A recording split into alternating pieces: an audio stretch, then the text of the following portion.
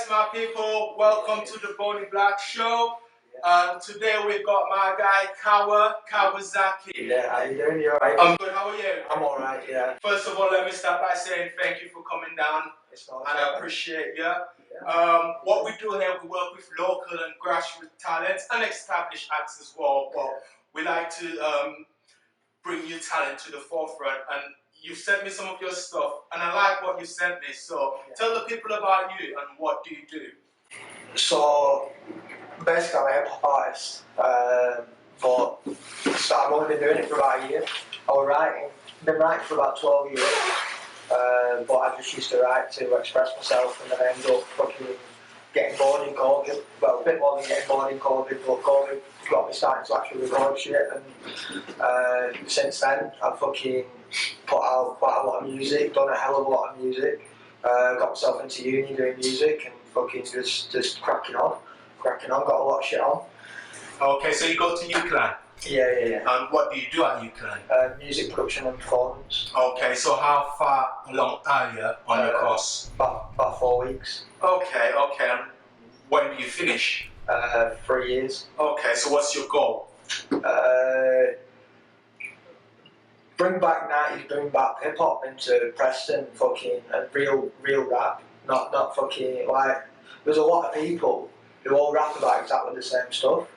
They're all going on about the same thing. Half of them haven't even lived the life that they're talking about.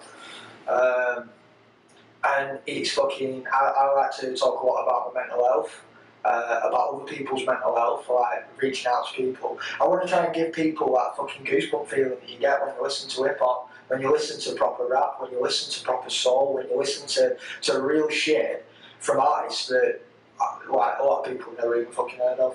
Okay, that's a fair comment, but in other people's defense, because other people ain't here to defend themselves, so I'm just gonna defend them and say everyone likes making what they like, because I do music as well, and I like what I like, so I'm not gonna make something like, no offense to boom bap, because I grew up on that, that sort of stuff.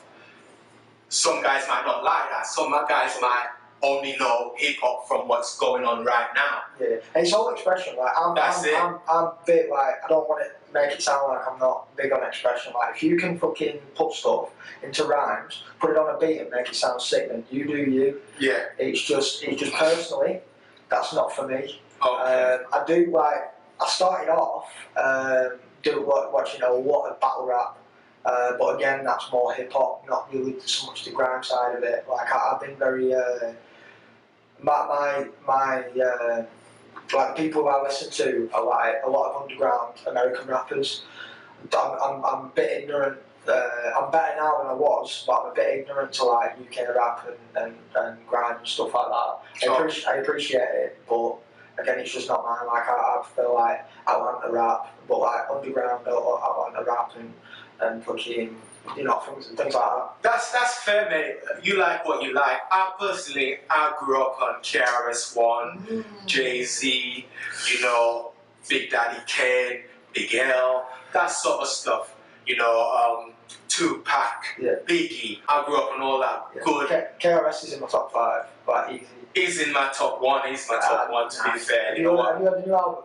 I'm not gonna lie, I've not heard it, but I will go back and listen to it. Me, I'm quite a busy guy, but I like to listen to stuff when I've got the time, so I'm not rush listening. You know what I mean? Yeah, you listen to it like right through. That's it, all the way, from start to finish, probably twice. Yeah. But I've got the time to do that. If I'm rushing, I'm not taking it in. No. You know, with KRS and then sort of, man, you gotta take in what they're saying. Yeah. You get me? You said before you're not a fan of UK hip hop. I'm a big fan of UK hip hop. I like what all the guys are doing. So let's bring it back to you, because obviously we're here for you. Tell us about your music and your team and who you work with, and a bit more about what you're doing right now. Right, so we actually started off, the team, well, I'm part of a group called Freestyles, and we do our own music, we do our own visuals and stuff as well. We've been doing visuals for about 6 months, and he's building up. We we basically, like, yeah, is that right? Yeah. Yeah. We started off on like a few, well, the three of us, as well as like some mates, were on like a WhatsApp group, and we started like pissing about, like sending for each other, but joking, and it sort of built up and built up and built up, and the next minute, one of the guys at HBD put a video out. Big up HBD and all freestyles, all boys, you know who you are. We ended up just sort of putting videos out, and then it kind of built up from there. You know, one of the lads, just Jeff, started getting more a lot on the production side. So we started producing things and started coming up with Smoky House Productions, which basically we just wanted like a group of people together, just having fun and doing the thing with it. And so Smoky House Production, that's your production team. That's what we're trying to.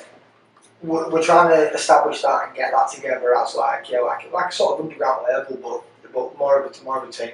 Okay. Now we're gonna head over to the TV cam and we're gonna check out some of the stuff you sent me. Yeah, man. Yeah. So let's do that right now. I was born for this, where I roll through the homes and my story is.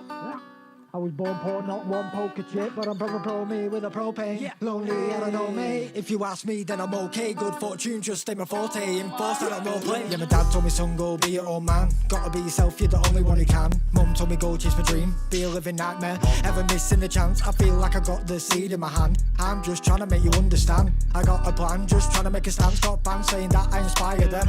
Appreciate you all to the haters, it's all bands. Starting to think deep inside you just stands. I'm a gorilla, iller than the chinchillas. I shit lizards like Godzilla. Good cause an apocalypse. Ops couldn't pop corn to the far ahead. You're gonna need binoculars. No stopping this. Hip hop to the esophagus. I was born for this, where I roll through the homes and my story is.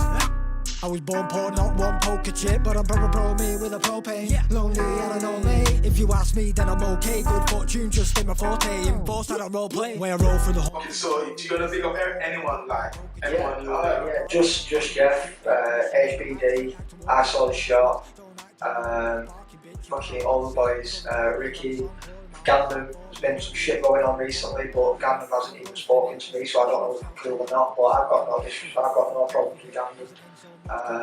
You know, fucking everyone on Preston team is saying is doing bits at the moment. Like everyone, whether you like the music or not, for each person, like everyone is doing bits on your team. So that's what you want. Well, just in general, everyone in Preston, like the Preston scene seems to be booming at the moment. Like, yes, more than it has in a good few years. And that's something we can be proud of. Oh, 100%. Everyone. Yeah. Okay, so why did you start doing music? Because everyone's got their reason.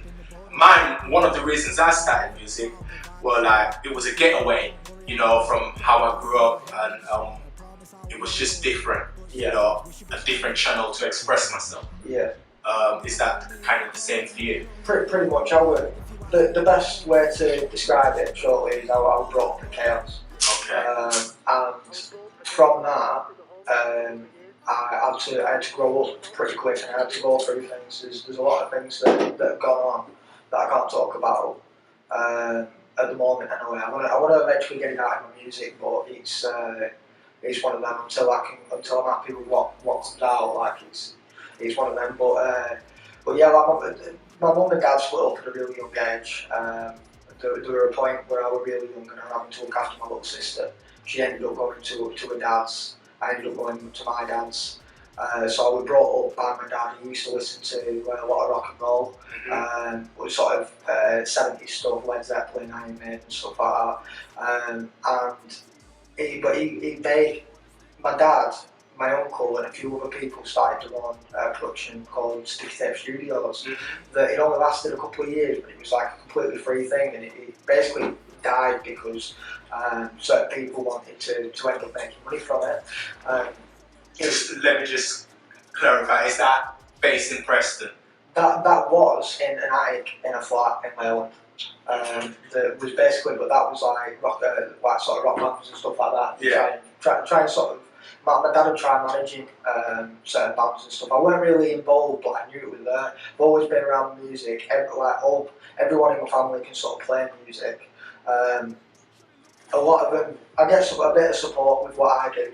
A lot of them don't understand it though, like my grandparents think that I'm trying to put on like a Jamaican accent or something like that. I'm still trying to find my voice, a bit like, because when I first started off, the first tune that I did was when I was back in 2008, 2009, something like that. Around about the time when MC Small were back, that Heartbroken tune, I can't remember what it was, that Heartbroken. Yeah. Well, basically, me and a mate put some rhymes onto that, and I was so out of time.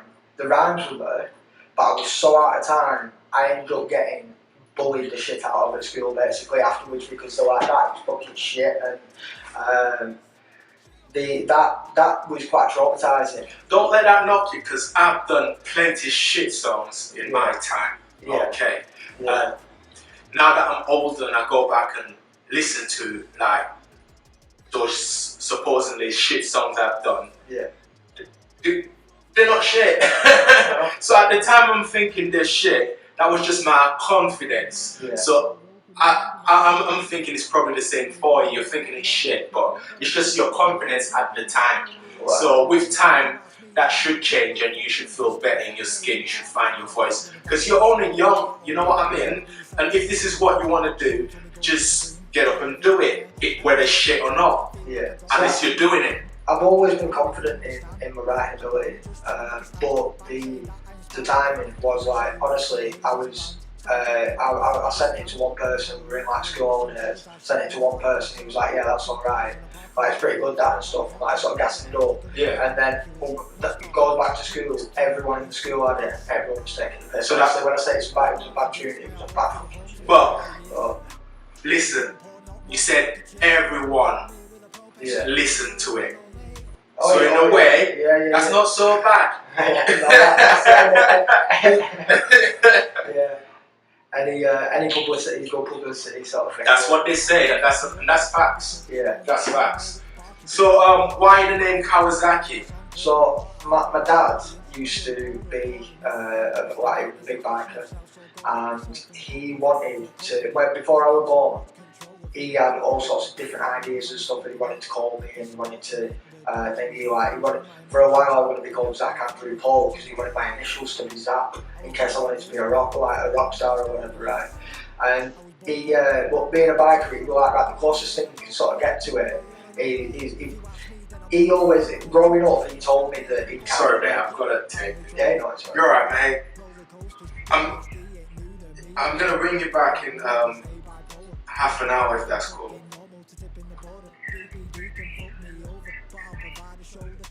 No, I'm just at the studio, but I'm doing something, so I'm gonna ring you back in half an hour. Alright, sound. Yeah, sorry, pal. Yeah, no, it's alright, so he basically told me that he'd like loosely sort of named me after a Kawasaki motorbike. I've grown up on the back of my dad's bike, on bikes. My dad had a business selling pit bikes. He was one of the first pit bike ones around here. That went bust when everything got made illegal and stuff. It all went fucked up. But I've always been on the back of bikes or on bikes or whatever. Not at the moment. Not for a few years. But it's that's pretty much where the name sort of came from. But as I started off, I called myself Prozac. And that's because I've been on Prozac for since about 13 years old. Now at work, I stopped taking them November 19. Just went off them, and I haven't been touch wood. I haven't been back on them since. But I started off calling myself Prozac, but then there's a rapper in America on the Tech 9 who's called Prozac, so I had to change it. And that kind of then the Kawasaki kind of came into it, but it's like a split. I've got different styles, like two sort of favourite styles. Like I like my sample stuff, and on the other side I like a proper. Like one of my favourite verses is Kendrick's Control verse. Okay. Because it's just the competitiveness of it all. I'm super competitive with it. So Kawazaki, what you working on at the minute, and where are you with your project? So at the moment, there's a couple of things that I'm working on. I've been working on like an EP. I wanted to call Blueprints. I've been working on that for the past sort of year and a half, since first tune I put out August, which isn't actually on YouTube anymore. But if you hit me up on Instagram, Kawazaki_LTN93, that's LTN for Lifetime Apprentice, because I think we're all lifetime apprentices. But I'm working on an album that's called Blueprints that I've put out now. Like I've probably put out about 15 to 20 songs, and there's about 8 of them that I'm happy with. In another 15 to 20 songs, I'm hoping there's another 8 that I'm happy with, and then that'll make up the album. But I've also, since I've been in uni, I've got hooked up with a producer called Swan, big up Swan, as well as some other producers as well, big up Cam,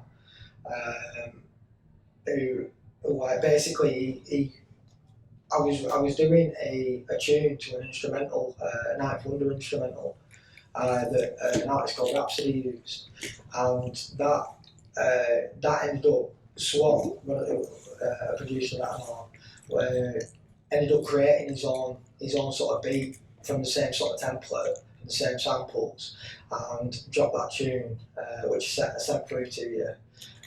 Well, I haven't actually dropped it even, sorry, I made that, but what I wanted to do is I wanted to put 2 sides on this mixtape. Side A is about 5 or 6 sample hip-hop tunes, and side B is the more competitive side, the more, it should be a bit harder. That's the plan. That's the short-term goal is that mixtape. The long-term goal is the EP. But I've been doing a lot of work with Kilo here, Locked-In Recordings, big up Chemix, to sort of all over the place. Misunderstood, big up Grim Up North. They're doing the bits of another hip hop group. Yeah, basically, but they're what I'm working on, the mixtape and the EP. But the mixtape will probably be the next thing out. And what's the mixtape called? I'm not 100% sure yet, but I'm thinking about calling it Time, because time's bloody precious. And time is precious. Yeah. Okay. So we're gonna end it here. Thank you, Kawazaki, for coming in. Thank your son and your missus. Yeah, thank you for tuning in. Please subscribe to the channel, because that's the only way we're gonna grow. And it's been a pleasure. The Boney Black Show. Put the shit past them. I've had with these raps in my pants, shit with no fix the boat, no place to go home, cause they won't leave me alone, and I've no missed calls in my phone. I'm in hell, can you tell? No, you won't, cause you don't give a fuck. Only people I have who will throw me a bone, I can count on one hand, and what else they can lick on my dick while I spit, reminisce, fuck the bitch, my life is, hey.